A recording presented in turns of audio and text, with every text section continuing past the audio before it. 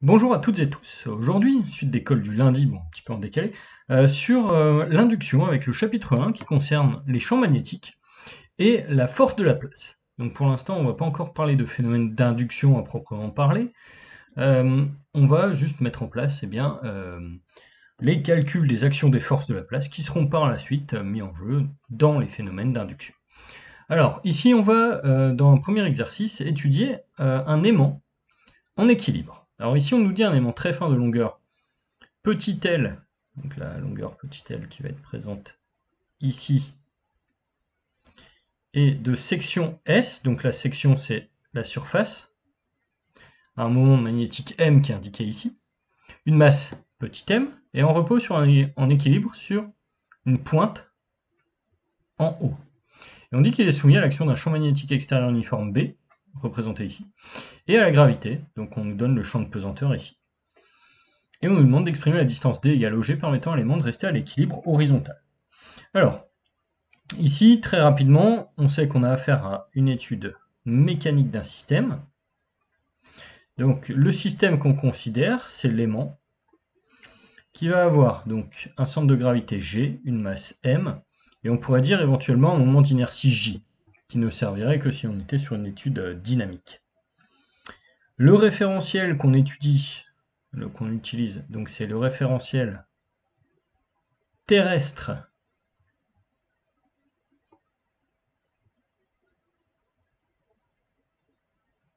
supposé galiléen.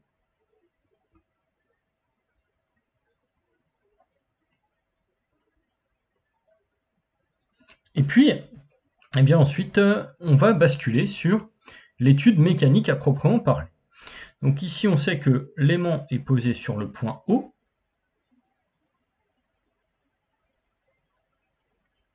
On sait que le centre de gravité de l'aimant est situé à une distance D de ce point O.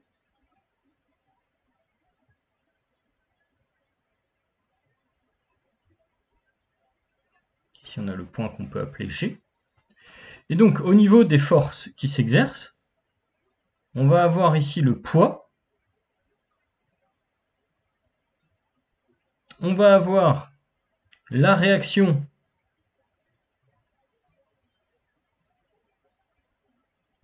du support. Et puis, on va avoir la force de la place. Alors, la force de la place ici qui ne va pas être très évidente à représenter.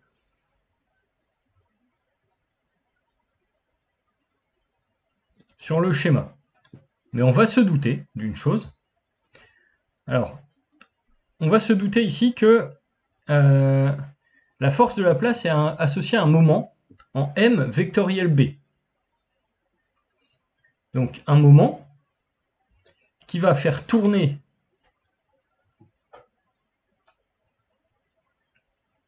l'aimant dans ce sens, enfin qui voudrait faire tourner l'aimant dans ce sens. Donc on va se douter que la force de la place est une force qui va repousser verticalement le centre de gravité G de l'aimant. Alors ici, ce qu'on va faire, on va se proposer de faire un bilan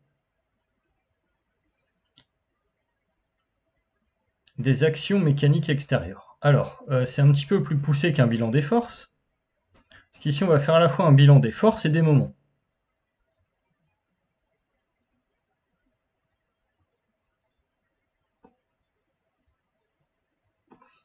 Alors, pour ce qui est de la réaction R,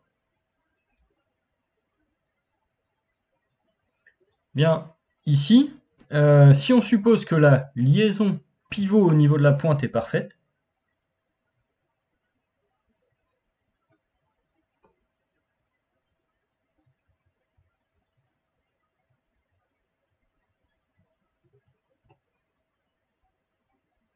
eh bien on va avoir une force qui va avoir un moment nul autour de l'axe de rotation du système. Alors pour l'axe de rotation, qu'est-ce qu'on fait? Eh bien on va se munir d'une base, X, Y et Z qui sort du plan de la feuille comme ceci. J'aurais peut-être même dû commencer par là. Donc à ce moment-là, je sais que ce qui va m'intéresser au niveau de l'équilibre de l'aimant, c'est le moment par rapport à l'axe OZ de la force de réaction du support. qui vaudra 0. Alors, on a ensuite le poids à étudier. Donc le poids, on sait qu'il vaut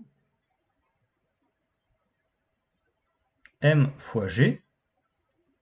Donc finalement, m fois g, ça nous fera mg facteur de moins ey. Alors, ici, on sait qu'il est exercé au centre de gravité grand G. Donc on sait que MOZ du poids, ce sera D fois M fois G, avec un signe moins. Le bras de levier du poids vaut la distance D ici. Alors, si on veut détailler un petit peu le calcul, hein, le moment par rapport au point O du poids, c'est OG vectoriel P, qui vaudra donc DEX vectoriel moins MGEY, et DEX vectoriel moins MGEY, eh bien on sait que ça donne moins DMG sur EZ, d'où le résultat qu'on a annoncé précédemment directement avec le bras de levier. Il va nous rester les forces de la place. Pour ce qui est des forces de la place, ici on va travailler directement avec le moment des forces. Plutôt même, on peut parler du couple de la place. Ici, on sait que eh bien, le couple de la place, ça vaut le moment magnétique M de l'aimant, vectoriel le champ magnétique B extérieur.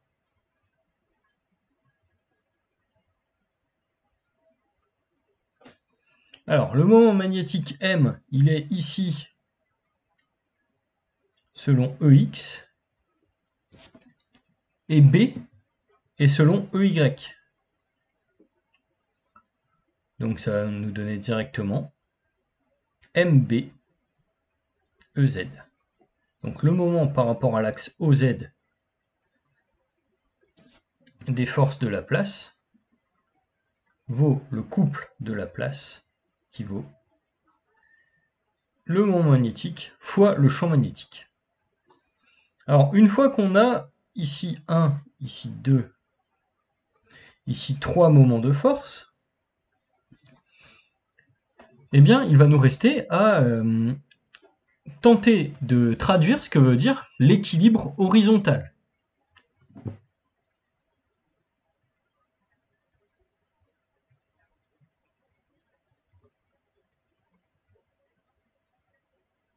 Alors, il y aura deux choses à vérifier. Un, que la somme des forces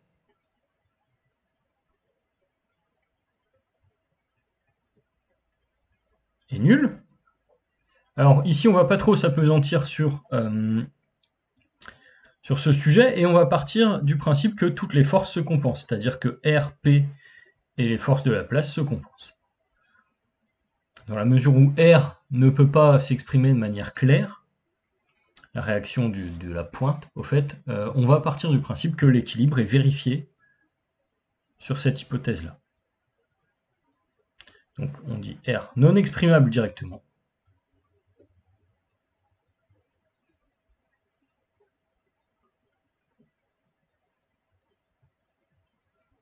Donc on suppose que l'équilibre au niveau des forces est vérifié.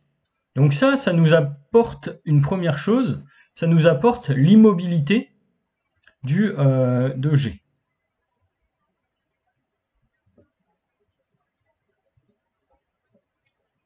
En effet, pour un solide, on sait que c'est M à G qui vaut la somme des forces, alors ici on va préciser extérieures.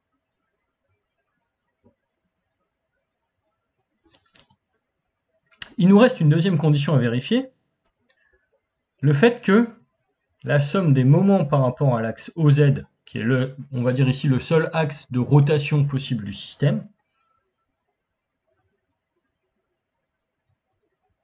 des forces extérieures, égale 0. Donc ici, qu'est-ce que ça signifie? Eh bien, ça signifie que qu'il n'y a pas de rotation autour de l'axe.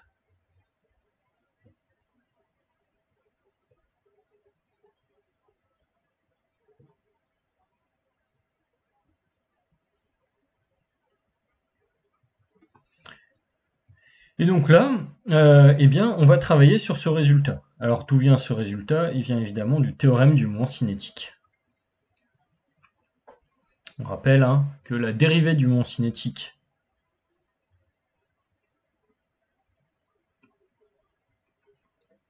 donc J, θ point point, avec θ l'angle entre une position remarquable du solide et une position angulaire quelconque, vaut la somme des moments des forces par rapport à l'axe de rotation qui nous intéresse. Ok. Alors, ici donc, si on suppose qu'il n'y a pas de rotation par rapport à l'axe, ça veut dire que la somme des moments est nulle. Alors ici, on a donc m au z de p plus m au z des forces de Laplace, donc mb, égale 0. Donc, à partir de cette deuxième condition, on obtient que moins d fois m fois g plus grand M fois b égale 0, soit d, la distance d'équilibre, qui vaudra grand M fois b sur mg. Alors, une fois ce résultat obtenu, on va maintenant se proposer de calculer la distance d avec une masse de 25 grammes, donc un aimant classique, avec un aimant bon, pas très fort, hein, qui produit un champ magnétique de 5 millitesla, donc un petit aimant, au voisinage de son pôle nord. On va donner des dimensions relativement classiques, une longueur de 5 cm, une section de 1 mm², donc vous voyez un aimant qui est effectivement beaucoup plus long que large, et ici on donne un champ magnétique extérieur de 60 microtesla, donc ce sera le champ magnétique terrestre. Et on donne la constante μ0, il vaut 4pi 10-7 kg/m²/s. Donc on va maintenant se proposer de calculer cette distance d. Alors,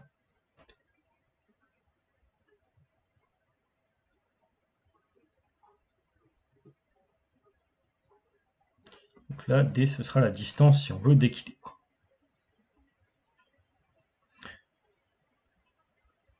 Alors, ici, qu'est-ce qu'on va faire?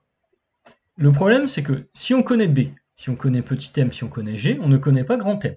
Donc il va falloir trouver un moyen pour déterminer le moment magnétique de l'aimant.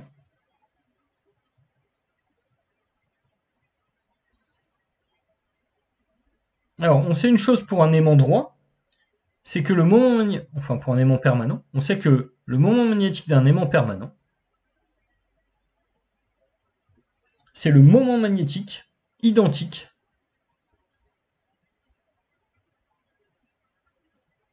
à celui d'une bobine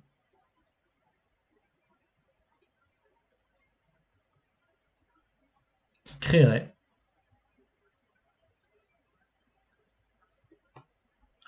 le même champ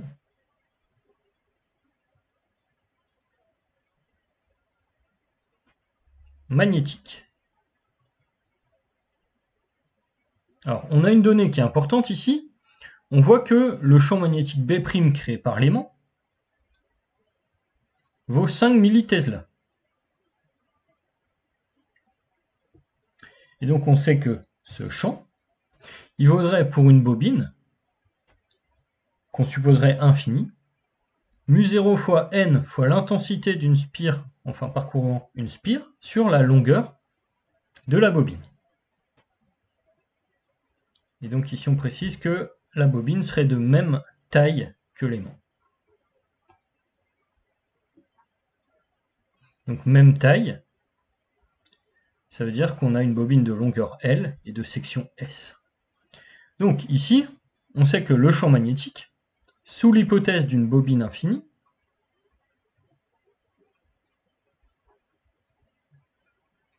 prendrait cette valeur. On sait que le moment magnétique, c'est le nombre de spires fois l'intensité parcourant une spire fois la section d'une spire.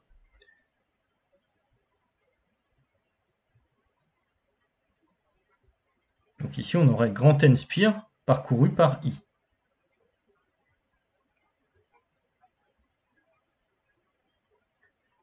Et donc, en combinant les deux expressions,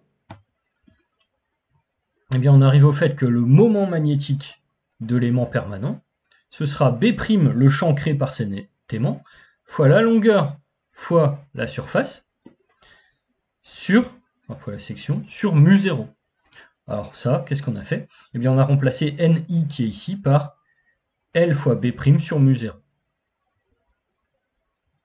Maintenant que le moment magnétique est exprimé, on peut très facilement réaliser l'application numérique. Donc ici, la distance sous sa nouvelle expression, donc qui valait MB sur MG, devient maintenant B fois B' fois L fois S sur mu0 fois M fois G. Et on va se proposer bien de calculer l'ordre de grandeur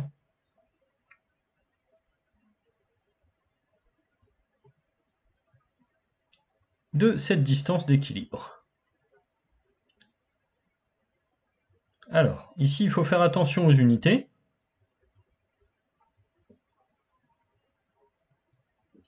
On a la distance qui vaut donc 5 millitesla, donc 5 fois 10-3 pour B', fois 60 fois 10-6 pour le champ magnétique extérieur, fois la longueur 5 cm, 5 fois 10-2, fois la section 1 fois 10-6, 1 mm², sur... Alors, sur ici, on a 4π, fois 10-7, fois 25, la masse, fois 10-2, 10-3, fois 10 puissance 1. Ok, donc maintenant on va essayer de simplifier tout ça. Donc d'un côté les facteurs numériques, de l'autre les puissances de 10. Alors, ici on voit 5 fois 5, 25, on simplifie. Ensuite on a 10-6 fois 10-3, donc 10-9. 10-7 fois 10-2, 10-9. Donc il va rester 60 sur 4π. 3 fois 4, 12, 60 sur 12, disons raisonnablement, il va rester 5. Fois 10 puissance moins 2 fois 10 puissance moins 6, 5 fois 10 puissance moins 8 mètres. Alors, qu'est-ce qu'on peut dire de cette distance? Eh bien, cette distance, au fait, c'est de l'ordre d'une dizaine, une grosse dizaine de rayons atomiques.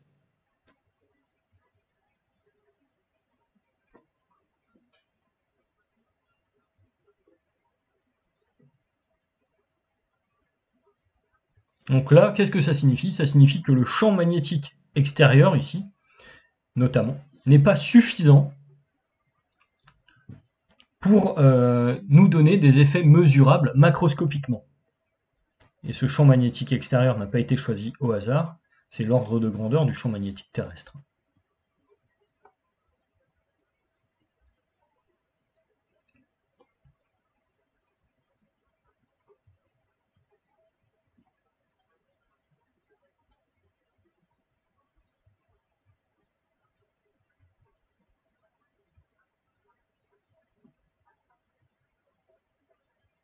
Alors, ici, si on avait un champ magnétique, alors qu'est-ce qu'on pourrait dire? Si on voulait 5 cm par exemple, ici, en ordre de grandeur, il faudrait gagner 6 ordres de grandeur. Donc il faudrait supprimer le 10-6, avoir un champ à 60 Tesla, ce qui est un champ énorme. Donc, bon, on va dire que ces effets-là ne vont pas globalement être des effets mesurables, à moins d'avoir des aimants très forts ou des champs magnétiques extérieurs très forts. Ce petit exercice d'application donc est maintenant terminé. Il me reste à vous dire de poser vos questions dans les commentaires et à vous annoncer la suite au prochain épisode.